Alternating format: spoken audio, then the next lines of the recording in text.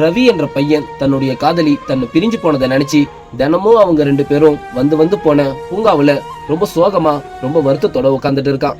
இப்படி அவன் தினமும் அந்த பூங்காவுல ரொம்ப சோகமா உட்கார்ந்துட்டு இருக்கும் பொழுது அப்ப எதிர்க்க ஒரு தாத்தா ரொம்ப தனிமையில இருக்கும் பொழுதும் ரொம்ப சந்தோஷமா இருக்கிறத அவன் பாக்குறான். அப்ப அவன் அந்த தாத்தா கிட்ட போயிட்டு, தாத்தா, நீங்க இந்த பூங்காவுக்கு வரும்பொழுதெல்லாம் தனியா தான் வரீங்க, யாருக்கிட்டையும் பேசி கூட நான் பார்த்தது இல்ல, அப்படி இருந்தும் நீங்க எப்படி சந்தோஷமா இருக்கீங்க அப்படின்னு கேக்குறான். அதுக்கு அந்த தாத்தாவும் அவன்கிட்ட, தம்பி, நானும் உன்னை ஒரு வாரமா பார்த்துட்டு தான் இருக்கேன், நீ எதுக்காக சந்தோஷமே இல்லாம எப்ப பார்த்தாலும் சோகமாவே உட்கார்ந்துட்டு இருக்க அப்படின்னு கேக்குறாரு.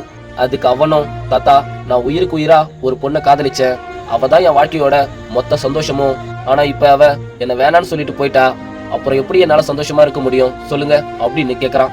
இத கேட்ட அந்த தாத்தாவும் சிரிச்சுட்டு, இப்ப இருக்கிற பசங்க நிறைய பேர் இந்த தப்பு தான் பண்றீங்க, நம்மளோட சந்தோஷத்தை நம்ம மத்தவங்க கிட்ட கொடுத்துட்டு அவங்க நம்ம கூட இருந்தாதான் நம்ம சந்தோஷமா இருப்போம் அப்படின்னு நினைச்சு உங்களையே ஏமாத்தி இப்ப கஷ்டப்பட்டுக்கிட்டு இருக்கீங்க. என்ன பாரு, நானும் உன்ன மாதிரி தனிமையில தான் இருக்கேன், இருந்தாலும் நான் ரொம்ப சந்தோஷமா தான் இருக்கேன், ஏன்னா நான் அந்த தனிமையை நேசிக்க ஆரம்பிச்சிட்டேன்.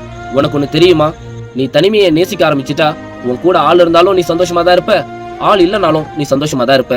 அதனாலதான் சொல்றேன், நீ இதுக்கப்புறமாவது வாழ்க்கையில தனிமையை நேசிக்க கத்துக்கோ. நீ எப்ப தனிமையை நேசிக்க ஆரம்பிக்கிறியோ அப்பெல்லாம் நமக்கு யாருமே இல்லைன்ற நினைப்பே சுத்தமா வரவே வராது அப்படின்னு சொல்றாரு. இந்த குட்டி ஸ்டோரி பிடிச்சிருந்தா மறக்காம லைக் பண்ணுங்க.